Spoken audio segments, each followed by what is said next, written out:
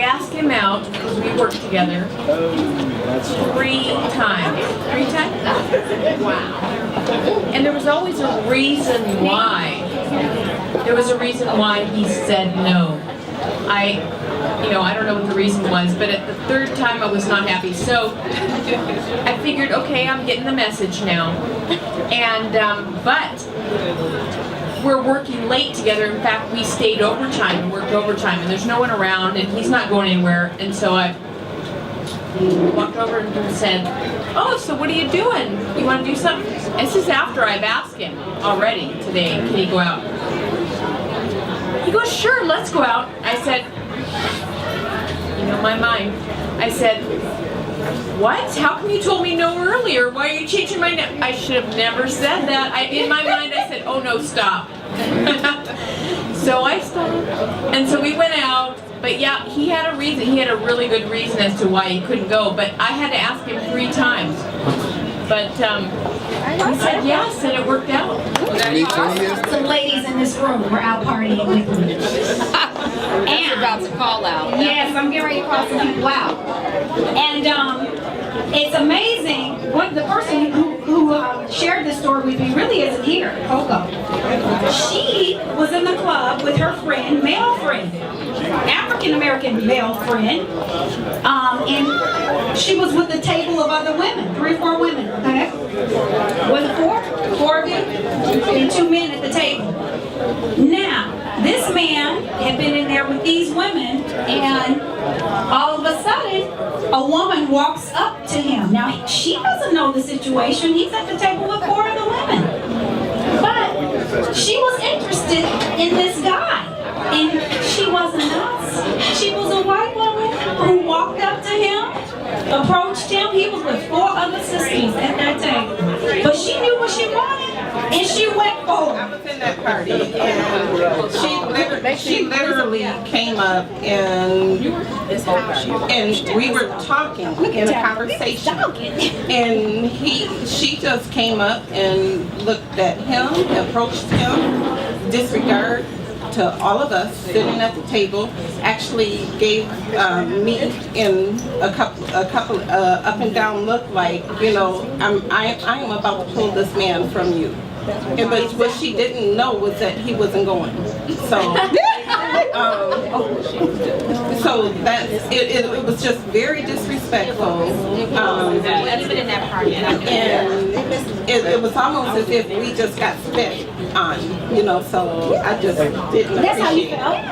And you know, and I don't feel we were at the club, and I don't feel that we needed to be the ones to approach the man.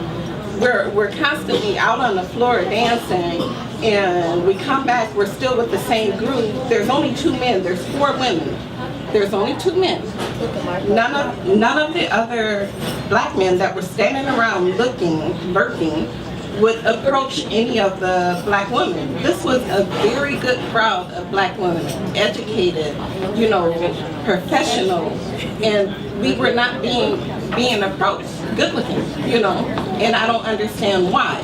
And I don't know why we have to be the aggressors, or why we have to become that white woman and approach the man. So do you feel that approaching a man, you're being aggressive? For a woman to approach a man, is that an aggressive type of action? I am old school, yes, that's aggressive. Okay. So then what's the idea if you're in a relationship and you looking not to be aggressive? Because I don't want to have to raise a man up to be aggressive and take charge of But you're him. making a judgment because you ain't being approached that man ain't aggressive. It's not a one man, you're looking You just at... said I don't want to have to raise a man because I got to approach you. You said what? You just said I don't want to have to raise a man because you got to approach you. That's what she just said. I do feel that times have changed, and I am saying this as a married woman that did approach my husband. Go ahead. And I think when you sit there and you say, I gotta wait for somebody to come to me, if I see somebody and I see somebody I like, I'm gonna go talk to them. I will. That's how I was when I was single. If I ever become single again, that's how I'm gonna be. That's just how I am. So I think that, you know, I agree with both sides. I think the situation and what you're talking about was a little rude. maybe she could have come across differently. But if I see a man with a table of women, there's nothing wrong with going over and just, is he single? Ask one of the girls. I've done that before. If I see somebody with a couple of girls, I don't know if it's their sister. I address the room. I address the room. So that approach probably wasn't the best. But I don't want women to walk away and be afraid to approach a man. I mean, this don't, you can do that. Out on Sunday was that there were several black gentlemen at the club, and beautiful, like we said, we already established. There were great women out there and everything. The thing is that when the women go out and dance on the floor and you out there with your group of girls and things, and you see that they're single, obviously not with a man, who comes on the dance floor and dance with you? White guys. And then you go back to your table with your group and things like that, and the other people who are just standing there just kind of like watching. All the black women walking past them and they're interacting and stuff. And then they approach the Mexican or the white girl. So why is it easy for them to approach them, but they can't approach the sister? Why can't they say, hey, how you doing? That's all they gotta say. I don't want your number. I don't want anything from you. But why can't you greet us? Why can't you acknowledge us? But yet you can acknowledge somebody else of a different race who walks past you and greet them and go out and dance with them and not join the other black women who are out on the floor. And that was the thing that was kind of frustrating when we were out with the group that we were out with. Now, I want to piggyback a little bit about Nadine approaching Dana and Princess approaching her husband. And they do have long, wonderful marriages, but you approach these men, you work with them. You already have a relationship with them. And I think that's really different from just meeting somebody in a club and then just popping up on them. That's different because you already have an established relationship. It's not a dating one, but it is an established relationship. And I think that makes quite the difference. I believe that you don't have to be aggressive as a woman, but eye contact is just like everything works for somebody. I know how to do my eyes. I know how to, they're little, but I know how to work them, okay? In order to show a man that I'm interested. And if I'm showing him that I'm interested, then I believe that should be the door opening for him to approach me. So I'm not so old school that I won't move or I won't get up and dance, because my sister will not dance unless she dances with a man. I'm not that way. I will get up and dance and just enjoy myself.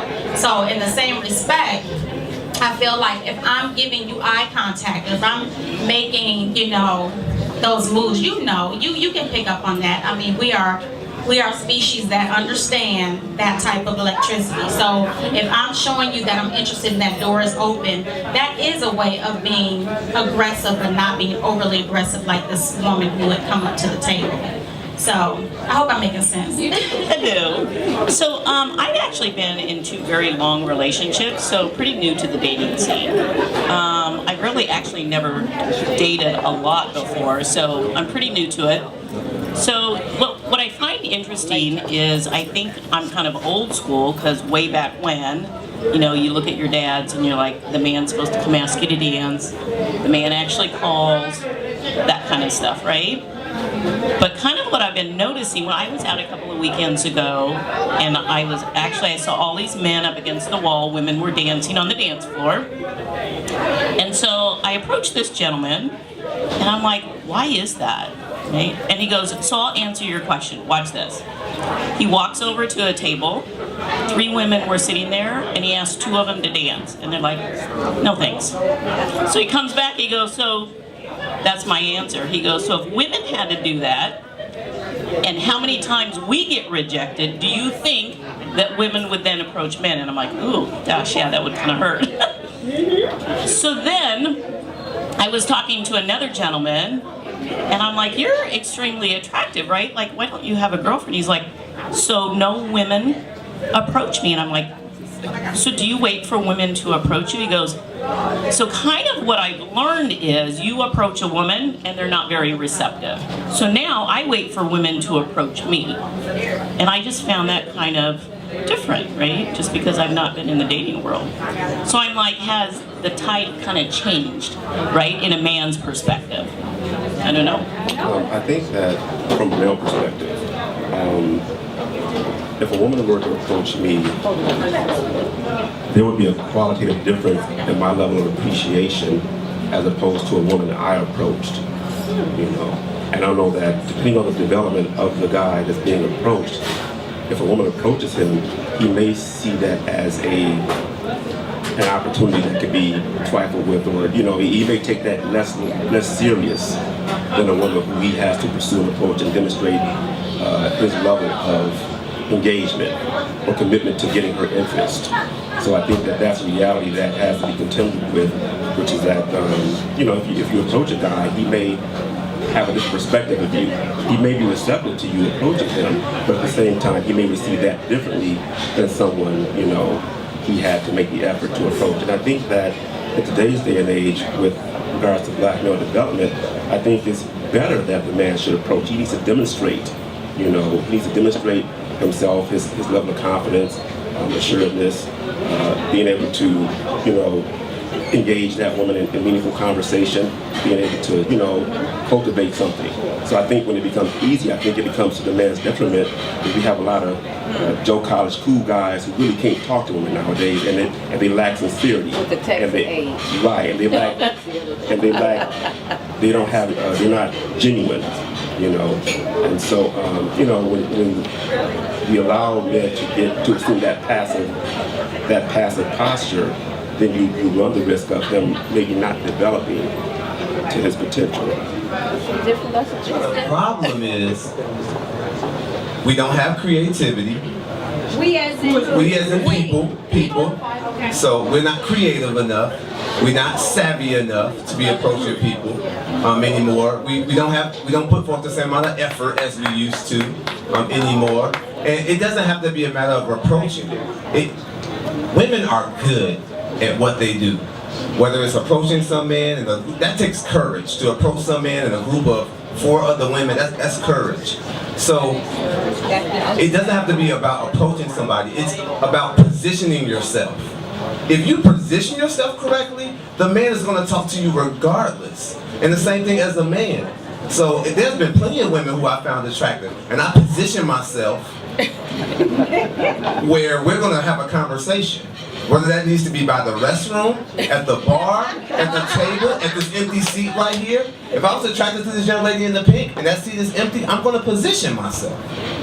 So where we're going to have a conversation where it don't seem like I'm approaching you or you're approaching me. We just happen to be in the same place at the same time, and now we're going to have a conversation. So if you're savvy enough, you can make things happen. So it's not about being an aggressive, it's about being a go-getter. The same way you go after that job, or you go after your goals and you go after your dreams. If you think this is a good man or a good woman, then you go after that too. You just got to position yourself. T.D. Jakes wrote that book, Reposition Yourself. Yeah. So you got to put yourself in the right spot to make the things that you want to have happen. That's all it is. When I go to the club, I position myself at a certain place. If I want to meet someone, or if I'm on the dance floor and I'm out there dancing, then I want a particular woman to see me, and then next thing you know, she's going to want to dance with me. You know, even if she tell me no, I'm okay with being told no, because I know eventually she's going to tell me yes. Now what the young lady said over here, you know, and I am old school, and I believe in the old school, but what I don't believe in today's society is I chase no one. And you know, somebody can say, well, that's why you're single. I'm happy being single, because see, I have choices, okay? I have the choice whether I want to accept you or whether I need to move on. And I think from what the brother right here was saying, you got to look at where you at. You got to look at where you come from and then your life experiences. So when people tell you something, you know, if a person come up to me and I can articulate whatever level you want to, it doesn't make a difference, you know. I mean, I won't get on a level where we're going out here calling each other the N-word, because that's not my style. And I would never do that, okay? But the thing about it is, if I'm talking to a young lady, I'm okay, you know, conversing with her. I'm okay picking up the phone old school, letting her know I have interest. But my thing is this, I'm only going to call you twice. And if you think I'm going to chase you after that, I'm done. I don't need to call you. Wait a minute, the 2 calls. That's it.